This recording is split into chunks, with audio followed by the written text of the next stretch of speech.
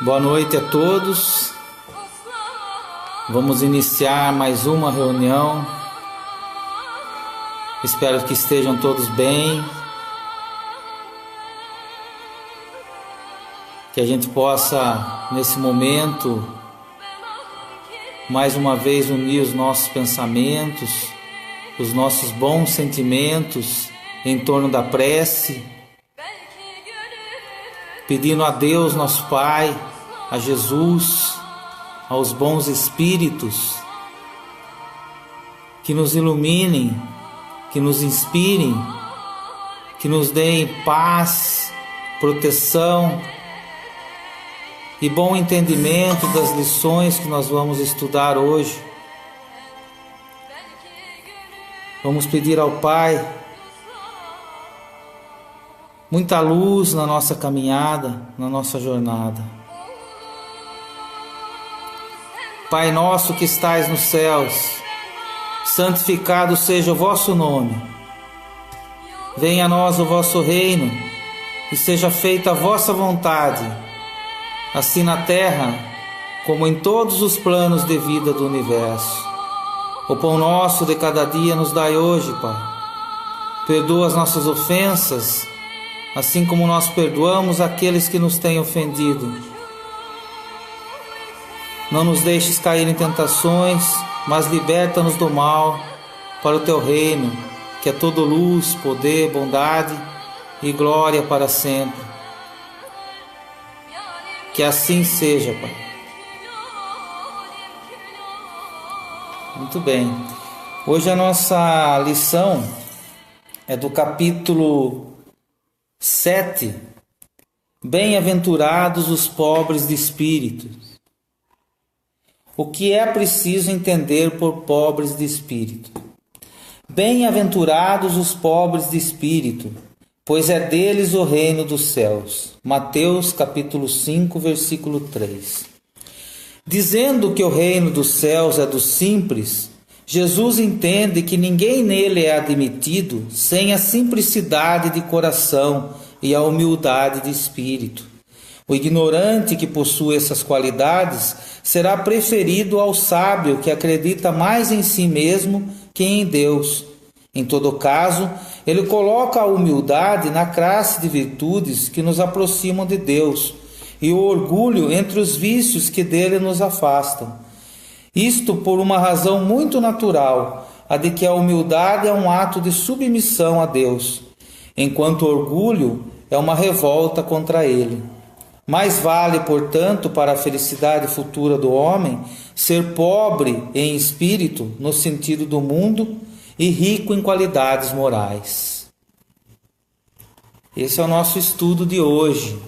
Hoje nós falaremos das bem-aventuranças, do Sermão da Montanha. Mahatma Gandhi, que não era cristão, emprestou uma Bíblia de um general inglês e quando devolveu, após lê-la, disse a ele: se Jesus tivesse proferido somente as bem-aventuranças, já seria o suficiente para transformar toda a humanidade a partir do momento que elas praticasse. O que Jesus quis dizer com pobres de espírito? É que nós sejamos pobres de orgulho, pobres das paixões, pobres das ilusões do mundo, pobres de vícios e ricos de amor, ricos de virtudes, ricos de humildade, ricos de bens espirituais. Não se envaideça por nada do que você tem. Tudo pertence ao Pai. Seja simples e humilde. Foram essas grandezas que o Mestre proclamou no Sermão da Montanha. Ele não estava falando de pobreza ou riqueza material, mesmo porque existem pobres humildes e pobres orgulhosos, ricos humildes e ricos orgulhosos. Jesus estava falando para o nosso espírito. Ser humilde é buscar incansavelmente a verdade e o progresso pessoal, seguindo a trilha dos exemplos nobres, dos exemplos dignos e principalmente reconhecendo as próprias limitações. A lição nos convida a fazer o exercício de dominar as nossas paixões. E o que faz com que a gente perca o controle sobre elas é justamente o orgulho e o egoísmo. O mau uso delas é que as torna más. É isso que nos prejudica. Eu separei aqui 2 questões do Livro dos Espíritos para que a gente possa elucidar melhor essa passagem evangélica. É o livro 3, capítulo 7, Paixões, questão 907. Uma vez que o princípio das paixões faz parte da natureza, ele é mau em si mesmo? Resposta: não. A paixão está no excesso aliado à vontade, pois o princípio foi dado ao homem para o bem e pode levá-lo a grandes coisas. O abuso que dela se faz é que causa o mal. Então são os excessos, o abuso das paixões, o excesso do uso dos instintos. Nós temos que aprender a controlá-las, a dominar os nossos instintos e as nossas paixões. Essa questão é muito interessante porque às vezes, e eu já cometi várias vezes esse engano, vamos dizer assim, de usar a palavra errada, né? Porque a gente fala que a gente tem que extirpar os vícios, né, para que venham as virtudes. E aqui ele está falando, ele está abrindo a nossa visão, a nossa mente, de que não é retirar de uma vez. Porque o instinto, ele tem o seu lado bom. Tem o nosso instinto de preservação, por exemplo. Se alguém atenta contra nós, nós vamos reagir para preservar a nossa vida. Uma coisa muito simples que eu costumo brincar é quando a gente faz assim no olho da pessoa, né? E a pessoa fecha o olho instintivamente para proteger. Então, o instinto, as paixões têm o seu lado bom, como está na resposta aí, né? Ela pode levar o homem ao bem, mas a partir do momento que nós conseguimos dominá-la, dominar os instintos, dominar as paixões. E isso está bem explicado aqui na questão 908, que é a próxima que nós vamos ler aqui. Como definir o limite em que as paixões deixam de ser boas ou más? Resposta: as paixões são como um cavalo, que é útil quando é domado, mas perigoso quando domina. Reconhecei, portanto, que uma paixão se torna perniciosa a partir do momento em que não mais conseguis dominá-la e que resulta num prejuízo qualquer para vós ou para outrem. Que resposta instrutiva. Veja, quando nós não conseguimos mais dominá-la, é ela que nos domina.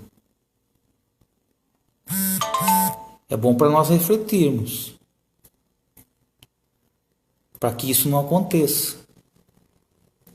É necessário que a gente imprima a nossa vontade e consiga dosar as nossas ações, as nossas emoções diante das situações. Esse é o nosso grande exercício. E aqui ele vai terminar com uma observação. As paixões são alavancas que multiplicam as forças do homem e o ajudam a realizar os desígnios da providência. Mas se, ao invés de dirigi-las, o homem deixa-se dirigir por elas, ele cai nos excessos. E a mesma força que em suas mãos podia fazer o bem, recai sobre ele e o esmaga. Todas as paixões têm seu princípio num sentimento ou numa necessidade natural. Portanto, o princípio das paixões não é um mal, uma vez que se baseia numa das condições providenciais de nossa existência. A paixão, propriamente dita, é o exagero de uma necessidade ou de um sentimento. Está no excesso e não na causa. E esse excesso torna-se um mal quando tem por consequência um mal qualquer. Toda paixão que aproxima o homem da natureza animal afasta-o da natureza espiritual. Todo sentimento que leva o homem acima da natureza animal indica a predominância do espírito sobre a matéria e o aproxima da perfeição. Essa é a nossa caminhada, esse é o nosso objetivo. Eu vou lembrar aqui, e não é por acaso que estava escrito isso lá, no santuário de Delfos, na Grécia Antiga, no rodapé da porta de entrada está escrito: nada em demasia, nada em excesso. É um ensinamento que sintetiza o que nós estamos falando aqui. Nós temos que praticar o controle das nossas emoções.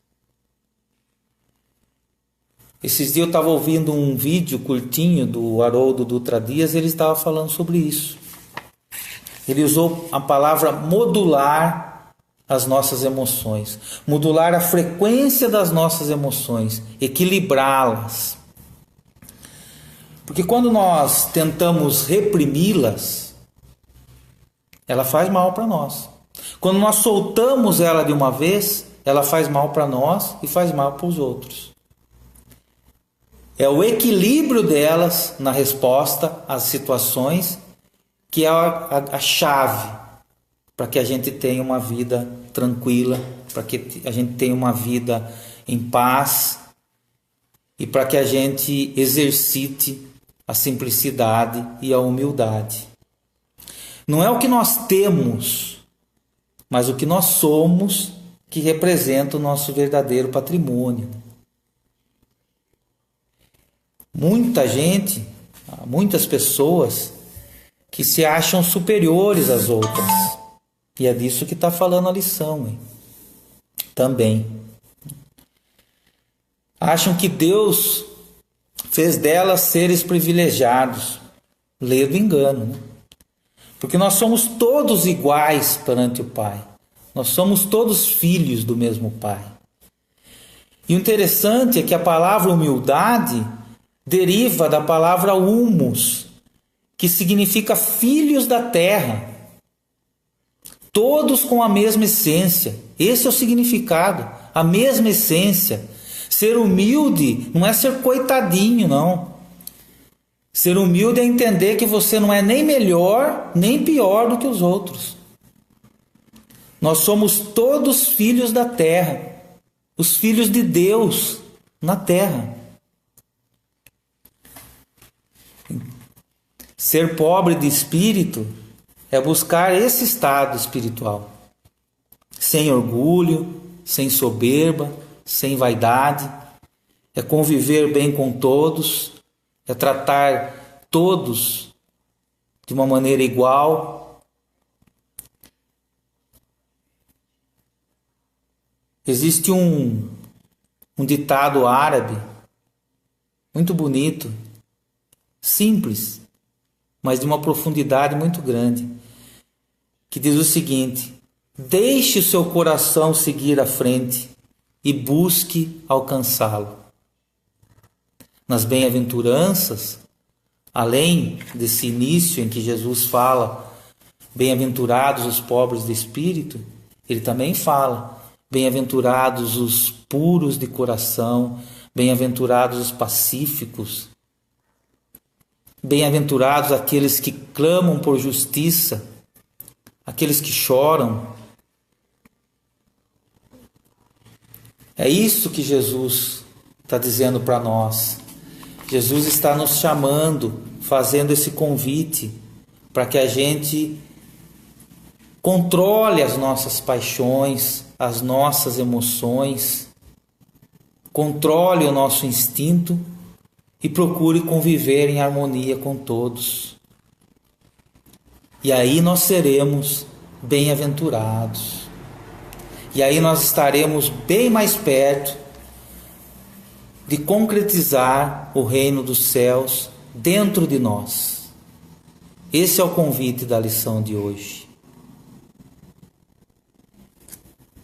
Eu convido vocês para que a gente possa então finalizar a nossa reunião de hoje, fazendo as nossas orações, as nossas vibrações, sempre buscando unir os nossos bons sentimentos, usando o nosso coração, a nossa mente, na prece, sentir a prece, não só as palavras, que a gente possa nesse momento unir os nossos pensamentos, unir os nossos corações, para que através das nossas vibrações finais, das nossas orações finais, nós possamos pedir a Deus, nosso Pai, a Jesus, aos bons espíritos que nos auxiliem. Vamos agradecer a equipe espiritual e pedir que ela possa purificar nossa água, para que ela possa aplicar o passe à distância para todos nós. Que os bons espíritos estejam conosco no nosso lar. Vamos lembrar aqui dos nossos amigos e familiares, de todos aqueles que se encontram doentes nos seus lares. Pedir pelos nossos irmãos desencarnados que necessitam de ajuda. Vamos pedir por todas as entidades sociais da nossa cidade, por todos os trabalhadores, voluntários e pacientes desses lares. Pedir pela nossa Santa Casa de Misericórdia, por todas as equipes de saúde que estão nas ruas e na nossa Santa Casa, cuidando dessa pandemia e das outras doenças. Vamos pedir pelo presídio da nossa cidade, por aqueles que cuidam da nossa segurança e da nossa administração. Pedir pelo nosso Brasil, pelo nosso planeta Terra, onde haja guerras, violência, fome, sofrimentos de toda ordem, doenças. Que as nossas orações, que as nossas vibrações se unam a de todos aqueles que oram pelo planeta. Pai nosso que estais nos céus, santificado seja o vosso nome. Venha a nós o vosso reino. Seja feita a vossa vontade, assim na terra como em todos os planos do universo. O pão nosso de cada dia nos dai hoje, Pai. Perdoa as nossas ofensas, assim como nós perdoamos aqueles que nos têm ofendido. Não nos deixes cair em tentações, mas livra-nos do mal, para o teu reino, que é todo luz, poder, bondade e glória para sempre. Que assim seja.